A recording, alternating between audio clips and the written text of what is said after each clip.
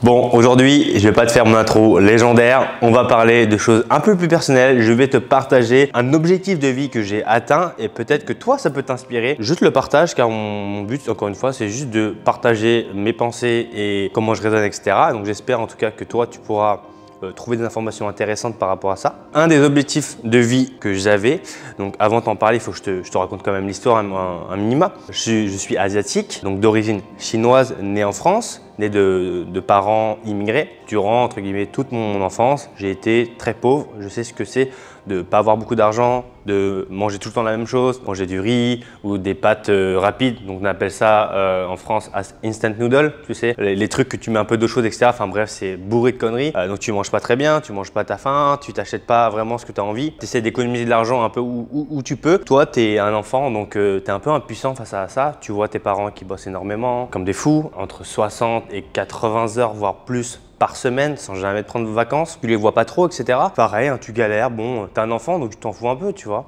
Mais quand même, quand tu vois un peu tes amis, etc., qui vont à la plage, qui vont à la neige, à la montagne, etc., où moi j'ai jamais skié de ma vie, presque jamais parti en vacances plus de 2 semaines, je pense, avec mes parents. Jamais fait de sortie en bateau, etc. Enfin, tous les trucs que beaucoup, je pense, d'enfants peuvent faire quand ils sont jeunes. Classe vacances, etc. Moi, ça n'a jamais été le cas. Bah forcément, hein, tu vois ça et tu es un peu jaloux. Tu te dis, ah, moi aussi, j'aimerais bien, etc. Donc forcément, tu te réfugies dans d'autres choses. Donc moi, je me suis réfugié notamment dans le sport de haut niveau. Mais pareil, tu vois que tu peux pas t'acheter tout ce que tu as envie parce que tu es limité par ce problème d'argent qui est commun à beaucoup de gens. Dès l'âge de 9 ans, je travaillais déjà, hein, je faisais déjà des carottes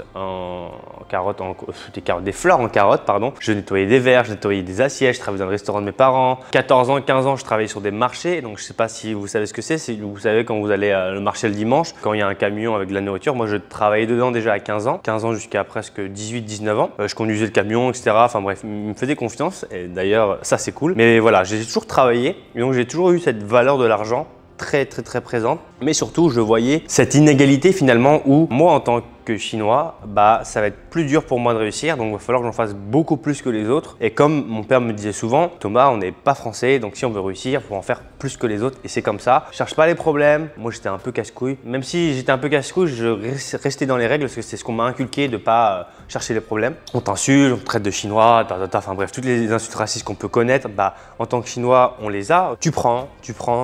Et en tant qu'asiatique, on t'apprend à garder le sourire. Toujours. Ok, il n'y a pas de problème, c'est un site de chinois. Et on garde tout le temps le sourire, c'est quelque chose que j'ai appris à faire, à être poker face et à toujours être souriant, peu importe la situation. Mais au final, tu vois clairement que voilà, moi j'ai postulé chez Decathlon, chez GoSport, quand j'avais un bac+3, j'ai postulé chez beaucoup d'entreprises et j'ai jamais eu de CDI de toute ma vie avec le CV que j'avais. Donc j'avais un bac+3, je faisais des trucs sympas, etc. Et j'ai jamais été pris et je comprenais pas pourquoi. Les seuls jobs que j'ai fait où j'ai été pris entre guillemets, c'est coursier à vélo. Et encore une fois, c'est de l'auto-entreprise. Pas vraiment été pris. J'ai toujours galéré un peu. Et puis bon, je crois que c'était vers 2018-2019, quelque chose comme ça. Moi, j'habite de base à Viry-Châtillon, dans le 91, dans l'Essonne, côté d'Evry. Et j'ai été victime de plusieurs agressions, etc. Plusieurs vols aussi. Et c'est des choses qui te marquent. Et ce qui te marque surtout, c'est l'indifférence de certaines personnes. C'est dur pour toi parce que tu lui dis, en fait, tu es tout seul. Si tu veux réussir, là, il va falloir se donner les moyens, même auprès de tes parents. Parce qu'en fait, moi, ce qui s'est passé, c'est que j'ai vu mes parents très fatigués. Quand tes parents travaillent de 70 heures à 80 heures, voire plus, forcément, ça se ressent dans l'état de fatigue. Ma mère qui commence à avoir un peu des vertiges, etc. quand elle conduit, enfin bref, c'est ultra dangereux. Moi, je m'inquiète forcément. Et donc là, dans ta tête, ça fait tilt. Tu te dis, ok, bon, faut faire un truc là, il n'y a pas moyen. Il faut que vraiment que je prenne un ascenseur pour aller tout en haut, mais très rapidement. Donc, il va falloir que je fasse des sacrifices. Qu'est-ce que j'ai fait? Je me suis expatrié à Bali, en Indonésie, là, ça fait 3 ans déjà. Je me suis dit, ok, je pars à l'étranger et je fais que de bosser. Matin, midi, soir, Noël, Nouvel An, etc. Je sors presque pas, je fais que de bosser comme un forcené pour enfin arriver et donner finalement à mes parents leur liberté, entre guillemets, de pouvoir enfin vivre la vie qu'ils auraient pu avoir s'ils ne nous avaient pas eu, hein, nous on est 3 enfants. Donc moi je me suis toujours fixé comme objectif de pouvoir donner un salaire, donner des revenus à mes parents pour qu'ils n'aient plus besoin de travail. Parce qu'en soi, quand on est 5 dans la famille, forcément on travaille pour tous ces enfants, etc. Il n'y a aucun problème. Mais moi j'ai toujours été un peu redevable par rapport à ça. Je me suis dit, j'ai vu bosser même à minuit où moi j'étais un peu chiant, je demandais à manger, bref, mes parents me faisaient à manger. Et je me suis toujours dit qu'à un moment donné, il faudrait que je sois reconnaissant envers ça. Il va falloir que je le fasse le plus tôt possible. Pas quand ils ont 65 ans ou 70 ans, ça n'a ça sert à rien, c'est le plus tôt possible. Et le plus tôt possible, c'est maintenant. Donc en 2022, j'appelle ma sœur et là, elle me dit ah, tu sais Thomas, papa, maman, ils veulent aller au Canada pour aller travailler parce qu'ils gagnent pas d'argent, ils n'arrivent pas à trouver de boulot. Mes parents, mon père, c'est chef d'entreprise, au moins 5 entreprises ou 6 qu'il a montées, tous successful. Ma mère, c'est un peu le même style. Pas réussi à trouver de boulot. Moi, je trouve ça un peu injuste, mais c'est pas grave. C'est pas grave. On fait avec. Et donc, c'est mon rôle entre guillemets en tant que fils. Même si c'est injuste, ok, bon, c'est injuste. Bah, moi, je vais trouver une solution pour justement leur permettre de pas travailler. Parce que du coup, ma soeur, elle me disait, oui, mais tu sais, Thomas, ouais, maman, là, ils s'inquiètent beaucoup. Ils n'ont pas d'argent. Ils ont 57 ans. Donc là, pour moi, ça fait titre. Donc, j'ai accompli entre guillemets un objectif de vie qui me tenait très à cœur. C'est vraiment de leur donner un salaire à mon père et ma mère sans qu'ils aient besoin de travailler pour enfin qu'ils puissent finalement vivre une vie où tu peux voyager, tu peux faire tout ce que tu veux sans te soucier de l'argent. Moi, encore une fois, comme je le dis souvent, l'argent, ça vient, ça sort. C'est pas la chose la plus importante. Pour moi, la chose la plus importante, c'est tes valeurs, tes expériences et avec qui tu le vis. C'est cette motivation un peu intrinsèque où tu te dis, ok, moi j'ai la chance d'être né dans un pays riche comme la France. Là, moi, je suis dans un pays, on va dire, moyen pauvre. On voit la misère autour et moi, j'ai eu cette misère. Donc, je vois cette chance que j'ai et donc, j'en profite pour justement tous les jours me rappeler d'où je viens et que oui, moi aussi, ça a été dur. Je comprends un peu tous les gens ici, là, les baleiniers, etc., qui galèrent, etc. Donc, j'essaie de les aider au mieux que je peux. C'est ce qui me drive chaque jour finalement. C'est ce feu sacré, comme on dit, qui chaque jour te fait te lever. Tu sais pourquoi tu le fais parce qu'il y a des gens derrière toi qui comptent sur toi, même si eux ils ne le savent pas, toi tu te poses pour eux. Et donc aujourd'hui, là, je crois que je fais cette vidéo le 18 mai, quelque chose comme ça,